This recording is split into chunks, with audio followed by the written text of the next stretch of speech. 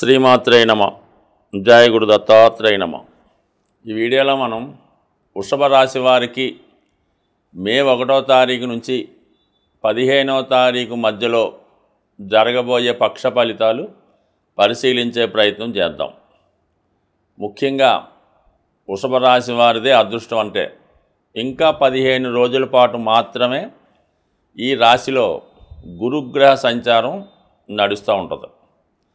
So ఎందుకు గురువుకి అంత ప్రాముఖ్యత అంటే, ఏదైనా గురువు ఏ రాశిలో ఉంటే ఆ రాశి యొక్క ఫలితాలని ఎక్కువగా ఎక్స్ప్లెయిన్ చేయడం జరుగుతూ ఉంటుంది.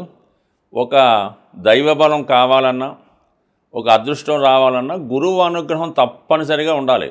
గురువు అనుగ్రహం లేకుండా ఎన్ని గ్రహాలు 11లోకి వచ్చినా, ఎన్ని గ్రహాలు ధనస్థానంలోకి వచ్చినా ఏమాత్రం ఉపయోగం ఉండదు.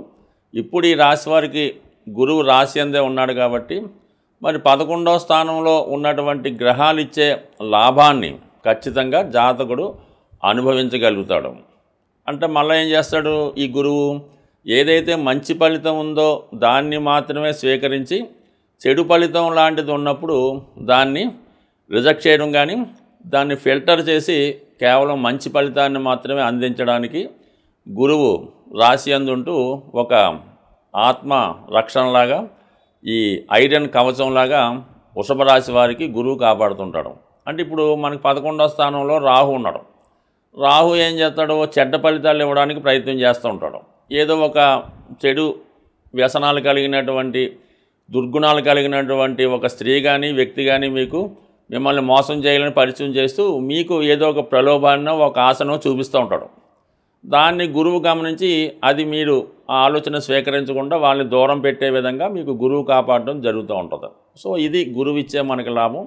మరి ప్రస్తుతం ఈ రాశి వారికి ఇంకా 15 రోజుల పాటు గురువు ఉండడం జరుగుతుంది కాబట్టి ఈ సమయంలో మీరు ఏదైనా మంచి కార్యక్రమాలు చేపట్టండి. అంటే మనం నిర్ణయం తీసుకోవాల్సిన ఏదైనా ఉంటే ఈ 15 రోజుల్లో నిర్ణయం తీసుకుంటే అవి మనకి జీవితాంతం వాటి మంచి ఫలితం మనకు అంతా ఉంటుంది. ముఖ్యంగా ఈ సమయంలో మీ యొక్క సంతానానికి ఒక మంచి స్కూల్లో చేర్పించడం కానీ, మీరు విద్యార్థి అయితే ఒక మంచి కాలేజీలో చేరడం వల్ల మీకు కంపల్సరిగా దీని ఫలితం బాగుంటుంది. అంటే ఒక ముహూర్త బలం లాగా మాట.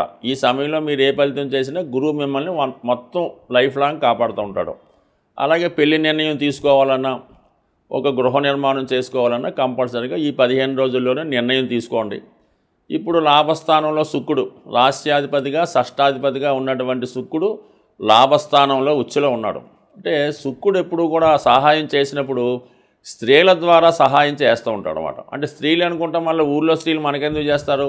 కేవలం మీ భార్య, మీ మదరు, మీ చెల్లెలు, లేదంటే కూతురో కోళ్ళో, వాళ్ళు మంచి పొజిషన్లో ఎవరైతే ఉన్నారో వారు మీకు మీ యొక్క అవసరాలకో ఆర్థిక అవసరాలకో కంపల్సరీగా హెల్ప్ చేయడం జరుగుతూ ఉంటుంది.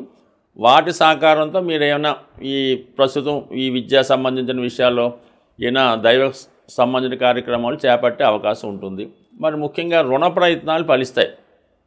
పెద్ద మొత్తంలో మీకు ఏదైనా రుణం కావాల్సి ఉంటే ఈ సమయంలో శుక్రుడు లాభస్థానంలో ఉండగా ప్రయత్నం చేసుకుంటే కంపల్సరీగా రాణిస్తుంది. ఇంకా విద్యా సంబంధించిన విషయాలు బుధుడు శుక్రుడు కలిస్తే అది ఉన్నత విద్యా యోగం అవుతుందన్నమాట. అప్పుడు డబల్ డిగ్రీ లాంటిది. పంచమాధిపతిగా ఉన్నటువంటి బుధుడు శుక్రుడితో కలిసి ఏకాదశ స్థానంలో ఉండడం వల్ల మీకు ఉన్నత విద్యా ప్రయత్నాలు, అది మెడికల్లో ఉన్న ఉన్నత విద్య చేయొచ్చు, ఏదన్నా ఉన్నత విద్యా ప్రయత్నాలు 100% ఫలిస్తాయి. ఇక రాహు అక్కడ ఉండడం వల్ల మెడికల్ విద్యకి ఎక్కువ కారణమవుతుంటాడు రాహు. అలాగే సాఫ్ట్వేర్ రంగానికి, సినిమా పరిశ్రమ కూడా కారణమవుతుంటాడు.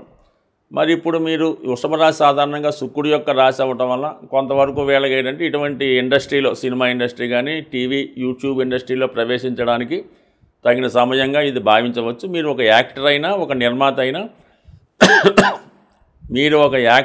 ఒక నిర్మాత అయినా ఈ సమయంలో మీరు చలనచిత్ర రంగ ప్రవేశం చేయొచ్చు. అక్కడ ఉన్నటువంటి పెద్దవారు మిమ్మల్ని కంపల్సరీగా సహకరించే అవకాశం ఉంది.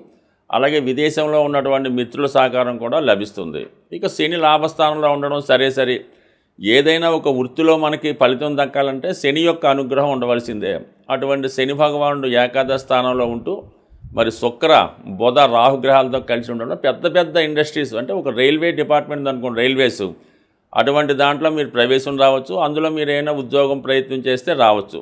అలాగే ఎయిర్లైన్స్, అలాగే అందులో ప్రవేశం లభించవచ్చు. సినిమా పరిశ్రమ అంటే పెద్ద పరిశ్రమలో మీకు ప్రవేశం ఈజీగా జరుగుతుంది. ఇక సాఫ్ట్వేర్ రంగం అంటే నో డౌట్. అలాగే బ్యాంకింగ్ రంగం, ఈ రంగాల్లో మీరు ప్రవేశం పొందాలన్నా, ఒక ఇంటర్వ్యూకి వెళ్ళాలన్నా కంపల్సరీగా మీకు ఇది చాలా చక్కని అవకాశం. అంటే మీ జీవితం స్థిరపడే టైం ఇది. మీరు ఏ చిన్న ప్రయత్నం చేసినా మీరు కోరుకున్న రంగంలో స్థిరపడడానికి ప్రస్తుతం ఉన్నటువంటి గ్రహస్థితి చాలా అనుకూలంగా ఉంది. దానికి 3వ స్థానంలో కుజుడు కూడా మీకు ఆత్మధైర్యాన్ని, మీలో కాన్ఫిడెన్స్ని పెంచే ప్రయత్నం కూడా చేయడం జరుగుతుంది. కాబట్టి ఇటువంటి అవకాశాన్ని వదులుకోకుండా ఖచ్చితంగా ప్రయత్నం చేయండి.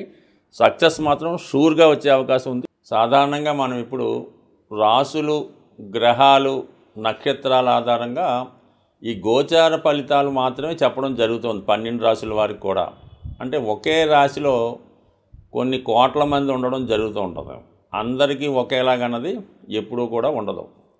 మనం ఇప్పుడు చెప్పిన ఫలితాలు కొన్ని పాజిటివ్ ఉండొచ్చు, కొన్ని నెగిటివ్ ఉండొచ్చు. అయితే ఏంటంటే మీ యొక్క జన్మ జాతకంలో ఆ జన్మ పత్రికలో మీకు ఏదైతే రాసి పెట్టి ఉందో అది మాత్రమే గోచార రీత్యా ఆ ఫలితాన్ని మీరు అనుభవించేలాగా ఈ గ్రహాలు చేయడం జరుగుతూ ఉంటుంది. జాతకంలో లేనిది మనం ఎంత ప్రయత్నం చేసినా, గురువు ఎక్కడికి వచ్చినా కూడా జాతకంలో ఉంటేనే ఆ ఫలితం జరుగుతుంది. ముఖ్యంగా సంతానం, వివాహం ఈ రెండు కూడా పూర్వజన్మ సుకృతం బట్టి, పూర్వజన్మ ఫలితం బట్టి ఆధారపడి ఉంటుంది. అందువలన గురువు 5లోకి వచ్చాడంటే సంతానం కలుగుతుంది, మీరు చెప్పారు కలగలేదు.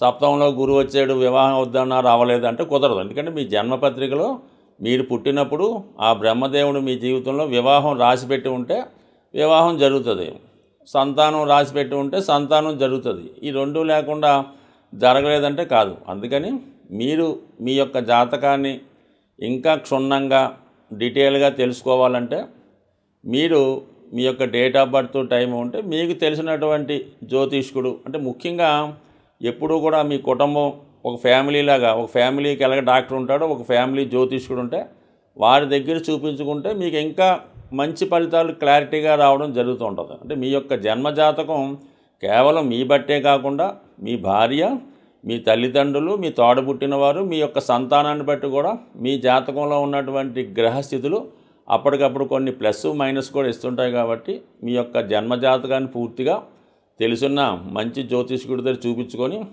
ఆ విధంగా మీరు ఫలితాలను తెలుసుకుంటే మీ జీవితంలో ఉన్నటువంటి సమస్యలు పరిష్కారం అయ్యే అవకాశం ఉన్నది.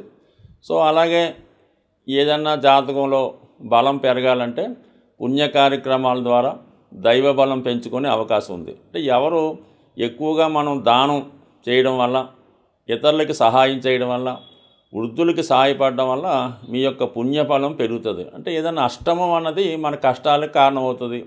మనం చేసే ధర్మాల ద్వారా, డొనేషన్స్ ద్వారా కంపల్సరీగా మీ యొక్క అదృష్టం పెరుగుతూ ఉంటుంది. ధర్మం అది చేసేటప్పుడు కూడా అది ఊరిగా పెద్దగా మనం ఈ పేరు చెప్పుకొని పబ్లిక్గా ఇంత దానం చేసాం, ఈ పలానా గుడిలో ఒకసారి ఏం చేస్తుంటారంటే ఏదో ఫ్యాన్ ఒకటి వేస్తుంటారు, దానిపైన పలానా వాడు ధర్మం అని రాస్తారు, అంటే డొనేషన్ అని రాస్తారు. అలా చేయడం వల్ల ఇంకా ఎక్కువ పాపం కలిగే అవకాశం ఉంది. భగవంతుడు మనకి ఇచ్చాడు, భగవంతుడే మన ద్వారా చేయించుకుంటాడు, కానీ మనం భగవంతుడికి ఇవ్వడం అనేది ఎక్కడన్నా హాస్యాస్పదం. కాబట్టి అటువంటి ప్రయత్నాలు చేయకుండా సాధ్యమైనంత వరకు మీ యొక్క తాహతను బట్టి, మీ యొక్క స్థాయిని బట్టి కూడా ధర్మం చేయవలసి ఉంటుంది. లేనివాడు ₹1 ధర్మం చేసినా అది అతడి ఖాతాలో ధర్మ ఫలితం కలుగుతుంది. అయితే ఉన్నవాడు వాడి స్థాయిని బట్టి వాడు కూడా ₹1 చేస్తే వాడికి పెద్దగా ఫలితం రాదు, దానివల్ల ఉపయోగం కూడా లేదు. కాబట్టి ఏదన్నా ఒక పని చేసినప్పుడు అది అవతల వాడికి ఉపయోగం ఉండాలి, అది మీ యొక్క స్థాయికి తగ్గట్టుగా ఉండడం జరుగుతుంది. అందుకే మొత్తం మీద ఎక్కువ ధర్మ కార్యక్రమాలు చేయడం వల్ల కంప్లీట్గా మీ యొక్క దోషాలు పరిహారం అవుతాయి. అలాగే మూగజీవులకు కూడా సాధ్యమైనంత వరకు సేవ చేయడం అన్నది మంచిది. స్వస్తి.